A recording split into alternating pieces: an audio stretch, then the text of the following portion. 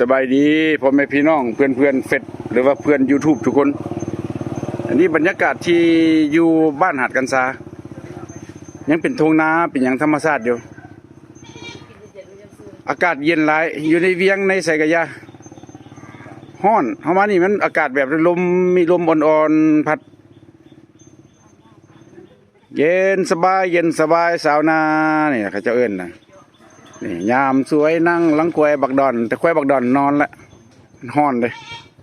ได้ยินเสียงแบ่ห้องแฮ่แถวนี้นี่ละนี่เป็นดอนตั้งแต่เก่าแก่ดึกดำบรรพ์เป็นเอิ้นหอปูตาสมัยตะกี้โอ้แต่ก่อนนั้นมานี่ตัวกับแก่นะตัวแก่ห้องเย็นดีอันนี้เป็นหอของปูตาเนาะแต่ต้นไม้นี่เป็นประมาณอายุ100 กว่าปีละตอนยังน้อยๆยังเห็นมานี่ยังคือเก่า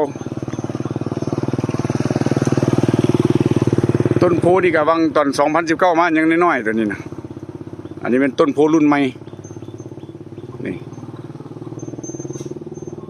อุดมสมบูรณ์หลายบ้านหาดกันซา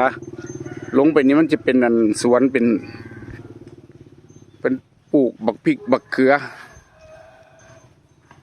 แต่ก่อนเป็นน้องอันนี้น้องเขาเจ้าหาป่าเขาเจ้านั่นยามมันแรงมันกะบกลงแต่ยังเป็นน้องอยู่นี่แหละน้องบ้านหาดกันซาอากาศเย็นดีไรยังเป็นกี่ทรายคือเก่า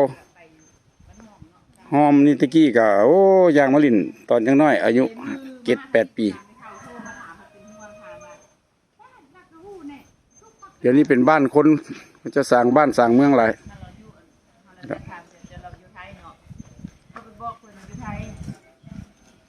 เอานี่ละบรรยากาศเนี่ยมาเยี่ยมเพื่อนน้องนุ่งน้องทรายอันนี้มันกับซูเฟอร์เขาก็ติดตามกันโอ้แต่พวกเรา9,998ยกโป้ใช่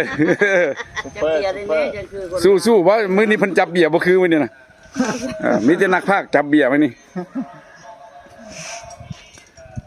มื้อนั้นเลยมื้อเฮ็ดบุญยูทูบไปใส่อากาศสดชื่นเลยเย็นเย็นหลายเบิ่งจังได๋แก้เสื้อตีหัวงอกมาทางหลังที่โตมาเย็นดีแหละจัมโบ้บริการ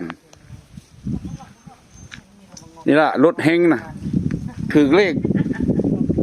มื้อนั้นก็เป็นรถคันนี้แหละนี่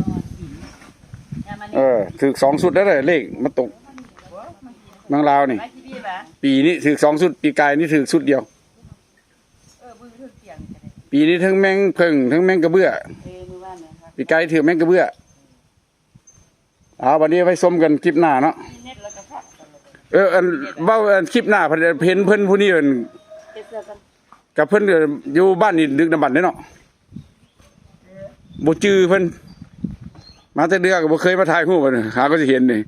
อันนี้แม่นเจ้าถิ่นฮะต้นไม้ใหม่มันเป็นปลูกอะไรต้นไม้มันจะปลูกมันบ่อันนี้ป้าสงวนปลูกต้นนี้ปลูกม่วงแบบนี้ต้นไม้จะดึงดำบรรพ์ตะพอตะเมตะ100 กว่าปีเห็นบ่ต้นบักสมพรเขายังจื้ออยู่ตอนตะกี้เคยย่างม่านลิ้นตอนแต่สมัยเพิ่นที่สวนหญ้าพุ่นนะตาบ่เห็นหุงแม่นบ่เห็นนี่เว้าไปก็เห็นแต่พวกคุมมุมอยู่บ่ได้ใส่แว่นติคันใส่แว่นสิเห็นอยู่ติเนาะเห็นก็เห็นธรรมดามีแม่นจังได๋เราก็ตามอายุแล้วเนาะอันนี้เพิ่นก็คนพื้นฐานนั่นบ้านหาดกันซาแล้วนี่75 ปี75 ปีเนาะวันนี้